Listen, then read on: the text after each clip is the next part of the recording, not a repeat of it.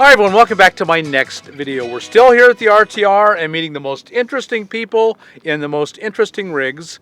And today we're meeting Stephanie. Hello.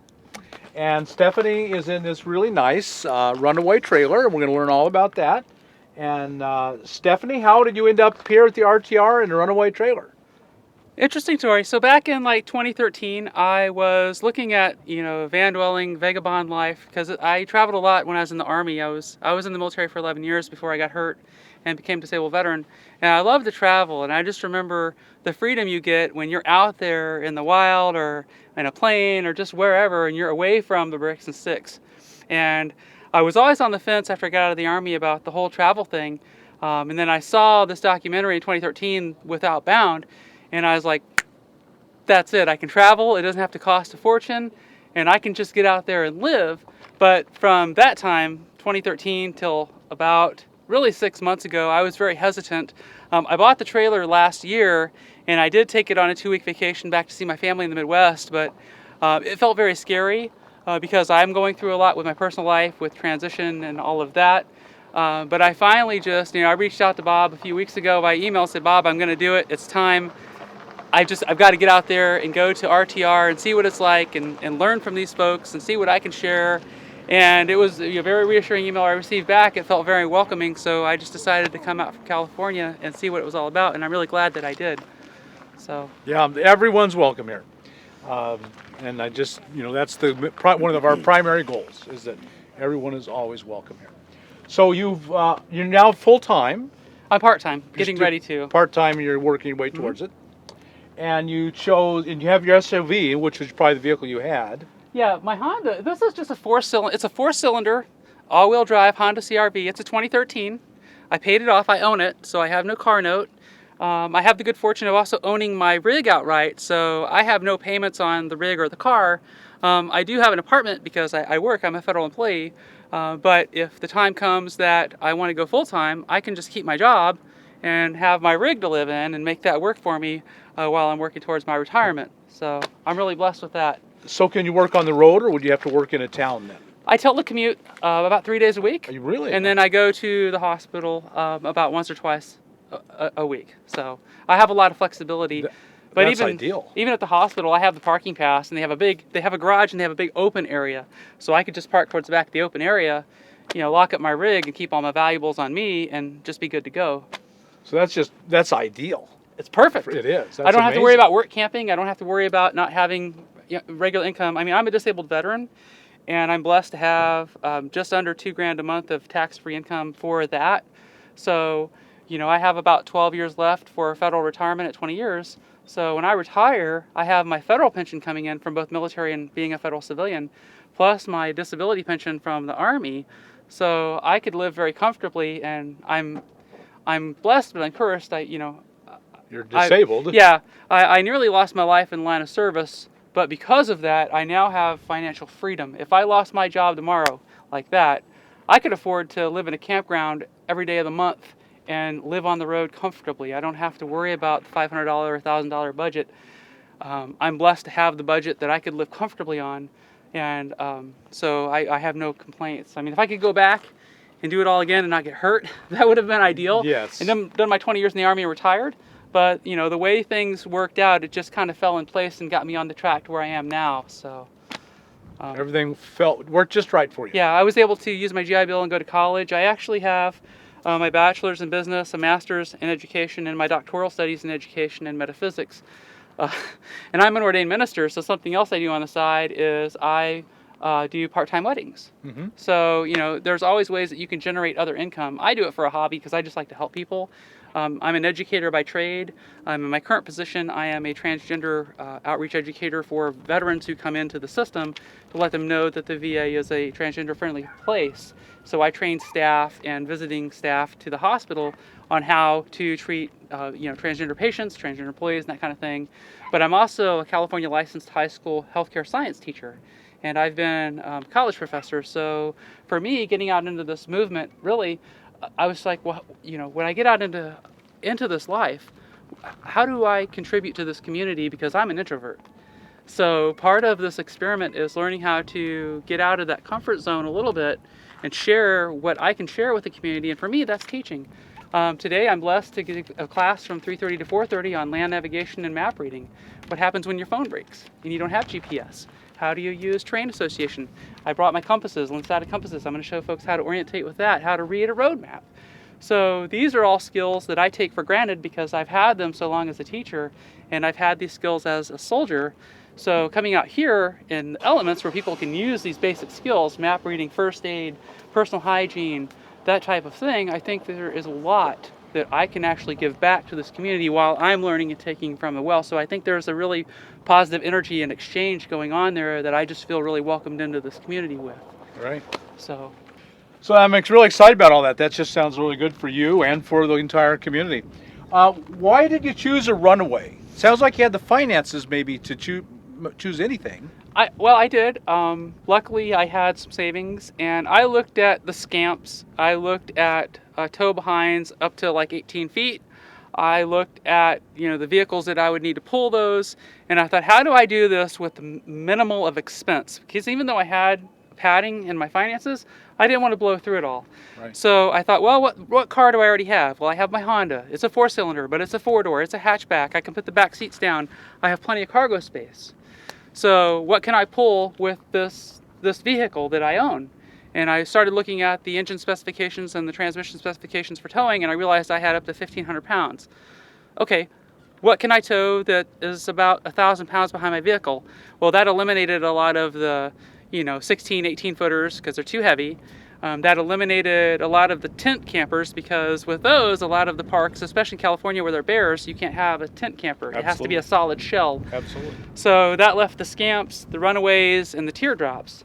Well, being a disabled veteran, I have 3 broken vertebrae in my back and I have nerve damage down my leg. So I have to be able to lay out completely at night. I can't be like a teardrop, just felt too cramped and I couldn't stretch my muscles out. So that eliminated the teardrop, which left like a scamp, which is like a fiberglass enclosed trailer, tow behind trailer, or the Runaway. And then when it came down to weight, the scamp was heavier, so it would not have been a viable solution for my car, so that left the Runaway. So with the website, I looked around the different options, and this is what they call the Range Rover. It's actually the premium model. It's on the inside, the width is 6 feet across and 8 feet wide, and it's about 4 feet tall, so I can't stand up in it, but I can fully sit up and have headroom. So when you go to tour, you'll see it's set up for day use with my chairs in there facing the entertainment center and the air conditioner and all that. And at night, I just take these 2 cushions up here, and there's a rolled cushion behind the back. I put those down, and it configures out a very soft bed for me to get comfortable with. And for me, looking at the website, looking at the dimensions, looking at the weight, it's 900 pounds empty, which leaves me an allowance of about 700 pounds with weight, cargo, me, etc. I like what I saw. I like how they let me customize the trailer. The back door was extra, but I got it because it's bigger and I need more room to swing my legs into a trailer. The cabinetry that's up front was additional and I ordered it. The air conditioner was additional and I ordered it. The roof racks were additional. I ordered them. The cargo shelf on the front with the diamond plated backing was additional, but I ordered it. I figured it was a good investment. And this is a 2016 model, so it's fairly new.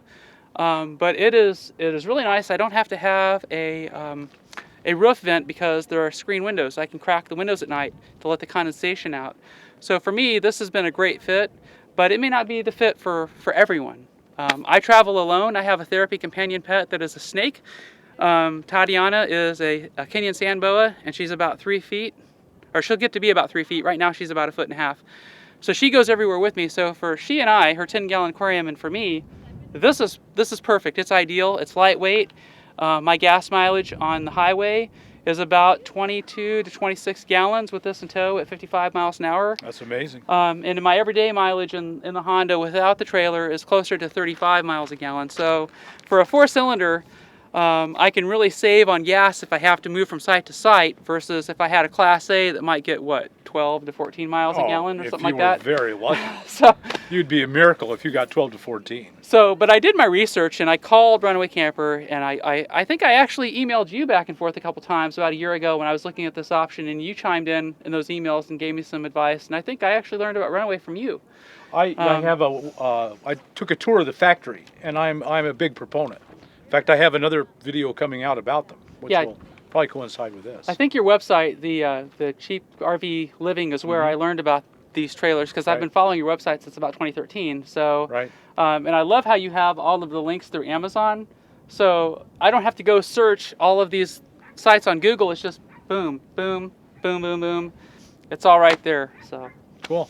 So with all the add-ons, was this pretty expensive?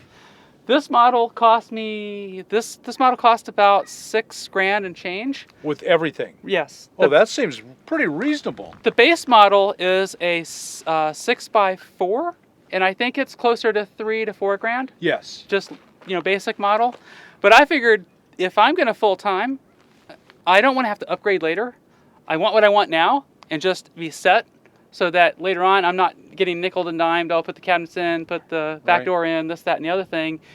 I had the ability and the blessings to get it the way I wanted it right out the gate, and so that made it very easy for me, having the ability to have those options put on at that time. And they actually, to their credit, they delivered this trailer from Florida to San Francisco for me for pennies on the dollar. It was cheap. I think it was like, I want to say it was like $700 or $800. That is cheap. You couldn't drive over there and pick it up and drive no, for that. No, I was very fortunate that that they did that for me. Yeah. So yeah. Yeah, that is nice. And how does it tow? I mean, how does your SCRV feel while you're towing it down the road? Is it struggling? No. No. I now coming through the mountains, especially before I got to the Indio Desert, when I was going through the San Bernardino Mountains and Yes. Up like around Castillac and that area north of LA. Some pretty big mountains there. I had to put it in drive 3, but at 55 miles an hour, did just fine. Did just fine. I have a button on my dash for fuel economy. If I push that button, it retards the engine and governs it a little bit, so you save fuel, and it also forces the engine to slow down. So when I'm going up mountains, I have to disengage that button and just use the full fuel burn so that I keep the towing power to stay at 55. Right. But going down the mountains, I re-engage that button, or if I'm just on flat land, I re-engage that button, and that really helps with my fuel savings. So tow's like a dream. Now I drove trucks in the Army. I drove 2.5 tons, 5 tons, 18-wheelers. I've towed trailers up to 40 feet long, 38-ton tractors and 40-ton trailers. And I will say, backing a small trailer is more of a challenge than backing a much larger trailer. Very So fortunately, with my Army experience, I had already had a lot of practice backing up water trailers. We call them water buffaloes. So for me, it was a natural fit. And I do cheat. My car has a backup camera, so like when I go to hook up, I can see down where the ball is, and I can just back that right up to the connecting joint, and then I don't have to get out of the car. But I suggest that if you are backing up, you get out first and look at the area that you're at and make sure it's safe, and Sure, then know what you're doing. Well, do you have any social media people can contact you at, or? I do. So at RTR, I started a new YouTube channel. If you look under Transgender Traveler, just 2 words, you can find me there. My Facebook is under Stephanie Page. You'll see my profile picture on my Facebook is the camper. And I'm sure you'll have enough footage in this video to go back and hit pause and take a look at that. All are welcome to join. If you have questions about mobile traveling from a transgender veteran, please send me questions, comments. I'll be happy to try to educate you as best as I can. And thanks for the shout out, by the You're way. very welcome. So folks, we're going to go ahead and stop this video, and then we'll take a tour of Stephanie's rig and the Runaway, and see how she set it up to make herself very comfortable in a cheap and light trailer.